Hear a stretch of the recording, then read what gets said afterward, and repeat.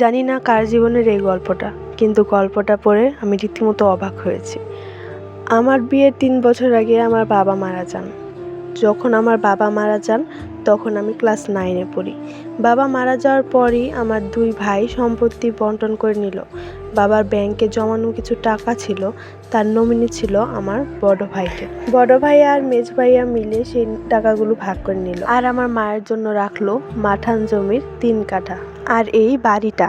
যদিও এই বাড়ির ভবিষ্যৎ মালিক আমার 2 ভাই।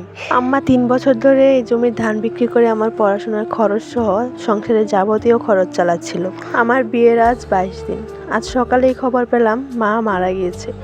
আমি মায়ের মুখটা শেষবারের মতো দেখতে গিয়েছিলাম। ওই বাড়িতে গিয়ে দেখি আমার 2 ভাবি এ বাড়িতে এসে সমস্ত আলমারি ওয়ার্ড্রপ খোঁজাখুঁজি শুরু করে দিয়েছে। এত খোঁজাখুঁজির বস্তুটি আমার মায়ের পুরানো গহনাগুলো, যেগুলো মা আমার বিয়েতে দিয়েছিল। যদিও বৌভাতের পরের দিন আমার শাশুড়ি সেগুলো লকারে তুলেছিল। বাড়ি ভর্তি লোকজনের মাঝেও আমার ভাইয়া ভাবির এমন কাজকর্ম দেখে আমি অবাক হচ্ছি না, কারণ এগুলো দেখতে দেখতে আমি অভ্যস্ত। আমার বিয়ের পরে 2 ভাই ভাগাভাগি করে রেখেছিলেন মা 1 মাস করে তাদের কাছে থাকবে। এই 22 দিন যেহেতু মা বড় ভাইয়ের কাছেই ছিল, এজন্য বড় ভাবি মায়ের জিনিসের প্রতি অধিকার দেখাচ্ছে। আমি মায়ের পাশে চুপ করে বসে আছি। আশ্চর্য বিষয় হলো আমার চোখ দিয়ে 1 ফোঁটা পানি পড়ছে। আমি কাঁদার চেষ্টা করেও কাঁদতে পারছি না, কারণ আমার মন বলছে ঠিক হয়েছে, মা মরে গিয়ে শান্তি পেয়েছেন।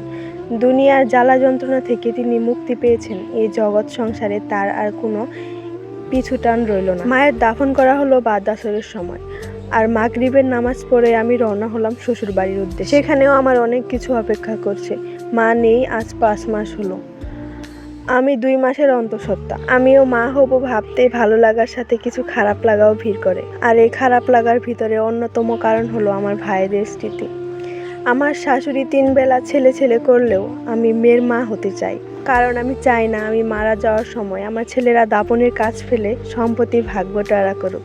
আমার স্বামীরও ভাবগতি পাল্টে গিয়েছে। ও প্রায়ই আমার কাছে এসে গল্প করতো আমার বন্ধুর বাড়ি থেকে এটা পেয়েছে ওটা পেয়েছে। শ্বশুর বাড়িতে তাদের কত যত্ন হয়, তাদের থেকেও ভালো চাকরি করে সে সবের তুলনায় কিছুই পায়নি।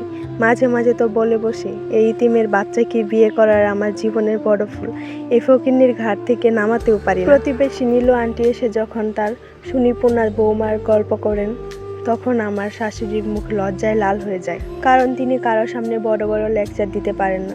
মাঝে মাঝে তিনিও পাড়া প্রতিবেশী আন্টিদের কাছে বলেই বসেন, আমরা তো জিনিসের লোভে বউ আনিনি, বউ আনিছি আখিরাতের জন্য, কারণ এতিমের মাথায় হাত বুলালে আল্লাহ খুশি হন। আফসোস লাগে আমার মায়ের 7 ভরি গহনা তাদের কাছে সামান্য। আমি কিছুই বলি না, কেবল মুচকি হাসি, কারণ আমার যাওয়ার মতো কোনো জায়গা নেই। যে ভাইরা ঈদের সময় বোনকে দাওয়াত করতে ভুলে যায়, সে বাড়িতে গিয়ে আমি যে ঠাঁই পাবো না সেটা খুব ভালো করেই জানি। এত কিছুর মাঝেও আমি 2 সন্তানের মা হলাম, কিন্তু একজন জীবিত থাকলেও আরেকজন মরে গিয়েছে। বাচ্চা ডেলিভারির দিন আমার স্বামী শাশুড়ির টাকা অভাবে আমাকে হাসপাতালে নিতে পারেনি। তারা লক্ষ টাকা খরচ করে আসবাবপত্র কিনতে, কিন্তু ছেলের বউকে হাসপাতালে নিতে পারেন না। 41 দিনের দিন আমি সুস্থ হয়ে ঘর ছাড়লাম মানে পালিয়ে এলাম রাতের অন্ধকারে শাশুড়ির লকার থেকে আমার মায়ের 7 ভরি গহনা নিয়ে, কারণ আমি এবার বাঁচার মতো করে বাঁচতে চাই। দীর্ঘ 5 বছর পর আমার মেয়ে আমিনা আজকে 5 বছরে পা দিয়েছে। আমি আমার মায়ের নামটাই দিলাম আমার মেয়েকে। আজ আমার এমএ ফাইনাল ইয়ারের রেজাল্ট দিল। আমি ফার্স্ট ক্লাস পেয়ে ফার্স্ট হয়েছি। সব থেকে বড় কথা, আমি বাংলাদেশের একজন সাহসী নারীর অ্যাওয়ার্ড পেয়েছি। মায়ের সকল গহনা আমি বন্ধক রেখে 2টি ব্যবসার কাজ শুরু করেছি। আজ আমার নিচের 2টা শোরুম আছে। আজ আমি সফল।